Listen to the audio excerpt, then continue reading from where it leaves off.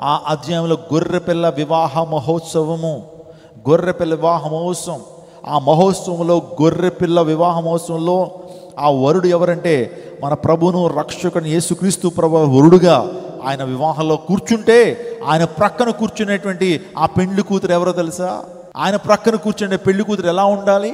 మన దేవుడు పరిశుద్ధుడు కదా, నిత్యము కోటాను కోట దేవదూతల చేత నిత్యము పరిశుద్ధుడు పరిశుద్ధుడు పరిశుద్ధుడు పరిశుద్ధుడు పరిశుద్ధుడు అనే గాన ప్రతిగానాలతో పొగడబడుతున్నటువంటి దేవుని ప్రక్కన తన భార్య స్థానంలో ఉండేటువంటి వారు ఎలా ఉండాలి?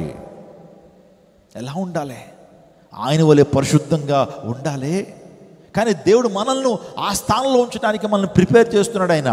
ఇది వధువు సంఘం. స్తోత్రం చెప్పండి, హల్లెలూయా. దేవుని ఎదుట నిలబడేటువంటి వ్యక్తులు మనం. రేపొద్దున ప్రభువుని నేరుగా మనం చూసేటువంటి వారం, ప్రభు పక్కన ఉండేటువంటి వారం, ఆ మహిమలో ప్రభువుతో యుగకాలు ఉండేటువంటి మనము ఈ లోకంలోనే మనం సిద్ధపడాలి.